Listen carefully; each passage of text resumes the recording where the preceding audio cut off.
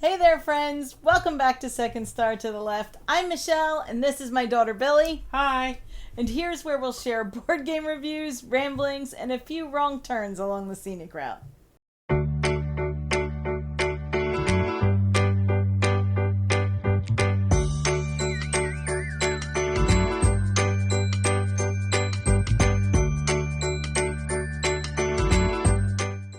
Sure, it's fun to make and watch those haul videos after a convention.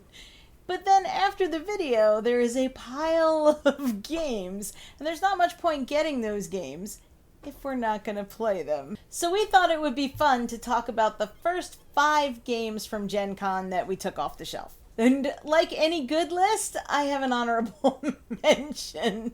What? You didn't play this one? Yeah. So my honorable mention is Wicked and Wise, which I did play since we got home from Gen Con, but I played with my sister when we were up at my mom's. So Billy hasn't had a chance to play this one yet. So it doesn't quite count on our first 5 that came off the list. Yeah, get on it. On to the games that Billy did try with me. And the first one on the list, and these aren't in order. Are they in order? No. These aren't in order. The first one on the list is Cat in the Box, which is, I believe they're describing it as a quantum trick-taking game. Whenever there's a new popular trick-taking game, we're definitely going to be interested. And now there's an adorable cat on the cover of the new popular trick-taking game, and we're even more interested. And then tell me that the cards have no suits or colors? Yeah, okay, you have my attention. So Billy and I got a chance to play this one. It's a trick-taking game where the cards in your hand have no colors, so there's no suits. But you have tokens that you can put out on the board to let you know which cards from which color have been played. So if I play a 7 and I say it's a blue 7, no one else can play a blue 7 because it's been played, just like in a regular trick-taking game. It makes more sense when you're playing it. Trust me. When you play a card, you put one of the little tokens down on the board to represent what color that card is so that no one else can do it. Those little tokens themselves can score later if they're in orthogonal patterns. So you have layer upon layer in this trick-taking game. I think that it will be more fun at more than 2 players.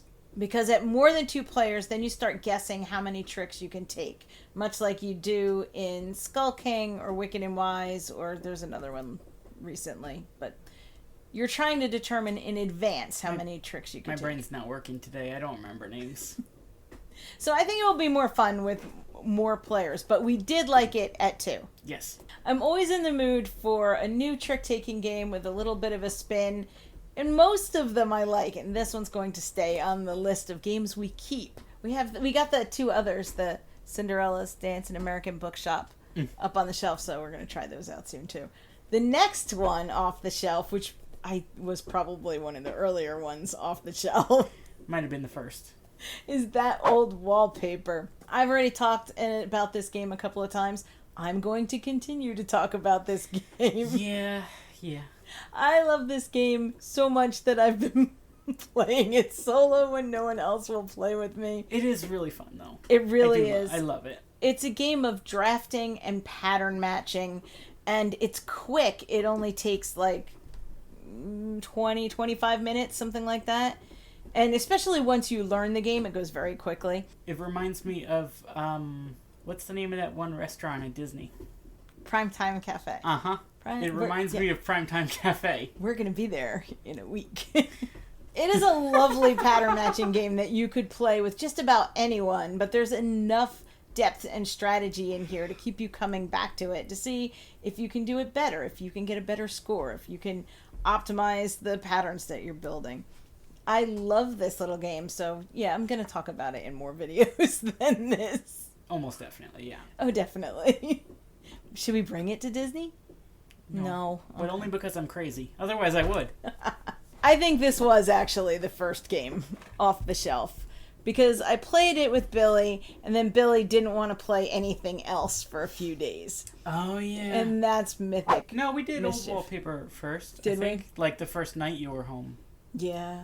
I was pretty excited. And then Mythic Mischief was the next morning, and then the rest of that day and part of the next day. Mythic Mischief is a strategy game, a head-to-head. It's not abstract, but it plays almost like an abstract game. I was going to describe it, but Billy's being very mean. Mythic Mischief, as described on the box, is a game of high-stakes hijinks in which 1 to 4 players vie for control of the school library. School, like S and then ghoul. It's really cute. Okay. They can't see that. I put it up. I love that you have to think about 3 moves ahead in order to do well at this game, and I hate that I can't think 3 moves ahead. So I lose this all the time. What always throws me off is that the bookkeeper moves between turns. So I always think it's like you, me, then he moves. But it's you, then he moves, me, then he moves. I always forget that, and it always trips me up. Right, it's a bit like Burgle Brothers, where the guard moves, but he moves at the end of every round. This guy moves at the Tomekeeper moves at the end of every turn. And you have each group, you could be witches or wizards or ghosts or vampires. Each group has its own special powers and kind of special move, but they're all pretty well balanced. I think they were pretty the well groups balanced. are a little more special than that. The groups are also themed like your typical high school cliques, like jocks and nerds, and there's drama kids. I think it's the trolls. The trolls are the drama kids. It's adorable. The figures are adorable, but more important than adorable, and yes, I said that. This is a really tough game to be good at, and an easy game to learn, and those are my favorite kinds of strategy games. So Mythic Mischief has gotten played a lot since we got home. It's one of those strategy games that just clicks really well with my brain. Not my brain. Next we have a more recent one off the shelf. And that is Dice Miner, which I really wanted to hold out until we got the deluxe, but someone told me in the comments that you can get a 3D printer file for it, so we will have the deluxe mountain. The cardboard mountain is beautiful. It's really heavy. It's not like flimsy cardboard. It's really thick. And the little character cards are real thick cardboard as well. They remind me of chunky like Res. The Res Arcana tiles, yeah. But this is just such a nice, chill game of just mining dice off the mountain and making sets and sharing beer. Cheers! And we had a really, really good time playing this. We did play it. I played it at PAX with Doolin and Emily from Table Knots and Jazz from Lobby of Hobbies and Jim, and we might have got a few rules wrong. But you know how I always say, a few wrong turns along the scenic route? That's pretty much an example. None of us cared, and when it came time to sit down and review the rules to teach Billy, I just had a really good laugh. Fixed the ones that were wrong, and off we went. Were you at least close? Yes, we were close. On some of them. But it didn't matter in the end. We had a really good time playing it, and we had a really good time playing it this time, so make all the mistakes you want. Dice Miner is one that I think will wind up in kind of the no spoons list. Yeah, it probably would be good for that. Yeah, I do. I think so. And I think it's the kind of game that we could introduce to lots of people. Because it's set collection, but the rules aren't too complex. 2 rules. Yeah, as long as you learn what the dice are for, you're good to go. There's dice that are tools that can help you dig out of a cave-in or shields against dragons. There's magic dice. There's tunnel dice. And as soon as you know what those are, you're good to go. I taught this to you pretty quickly. Yes. Without putting a number on it, pretty quickly. Apparently Billy does not want me to say how long it took, but I taught it to her pretty quickly. And I don't even think you had a lot of questions, right? We just it's pretty straightforward. The rule book is very good. And there's pictures for those of us who just want to look stuff up quickly. And the last of our 5th is Skull Canyon Ski Fest, which was generously provided to us by Pandasaurus. We thought when it was hot out, maybe we should play something that was a little cooler. Basically, you're just swooshing down the mountain, either skiing or snowboarding. Making the swooshing noises is definitely mandatory. Yeah, you do have to go whoosh, whoosh, whoosh when you move down the mountain. But in the meantime, there's a Yeti trying to block your path. I love the Yeti. And there's avalanches that push you down the mountain. And the more sets of cards you collect, the better tricks you can do to get more points so that, you win. Because basically it's points are good to have. Highest points wins. I liked the art on this one a lot. Yeah, it reminds me of, I forget the name of it. The Nintendo 64 game. Yeah, 1080. Yeah, that's the one. 1080. And we had a good time playing it. On your turn, you take 2 of the 3 available actions. You can train, I think it's called training, where you take the cards from the deck. You can take the lift up the mountain so that you can ski. And sometimes you can get free lift tickets, so that doesn't cost. That's nice. I didn't ever get any of those. No, it's because I'm smarter than you. Yeah. Or you can ski down. So if you have the right amount of the same color cards or the same pattern cards, you can swoosh down the slopes. Depending on how tricky the slope is you're on, is how many cards you're going to need. And it's the card collection aspect reminds me a lot of Ticket to Ride in a good way. Yeah, a little bit, right? And if you manage to match the pattern with a trick condition of the slope, then you get extra points. I don't think we did that, though. No, we forgot every time. But we're much better at matching the colors.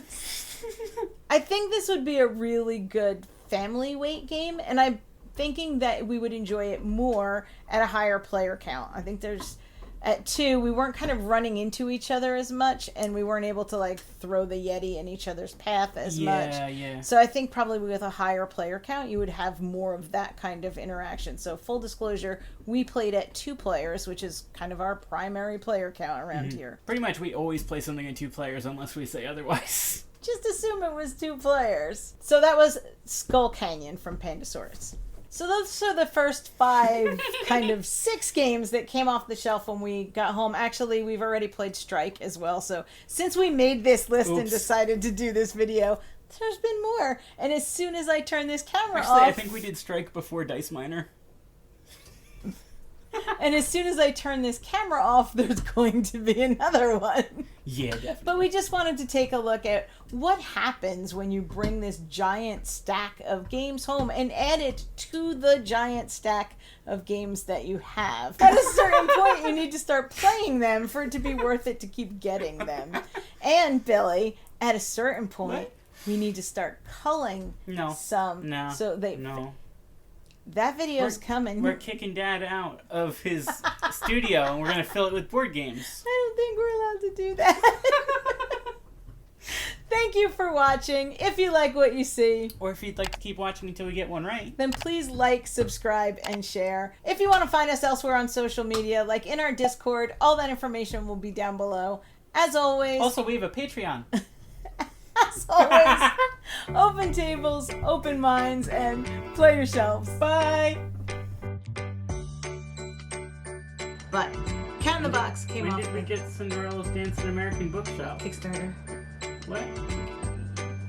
Just send me back some trick-taking games. Oh, okay. It's all good. Getting breakfast here. Right, because you're these teenagers that are... I don't know if you know what abstract games are. Nothing, I didn't know, it's just me. I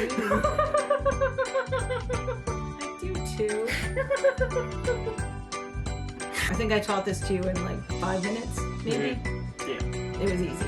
And we didn't have to look back once. There was no like checking a rule. Okay, well, maybe not 5 minutes. We shouldn't make people feel bad about themselves if they take a realistic amount of time, like we did. Probably 15 or 20 minutes would be closer. Because at a certain point, you need to start playing them. With such weird emphasis. At a certain point, you need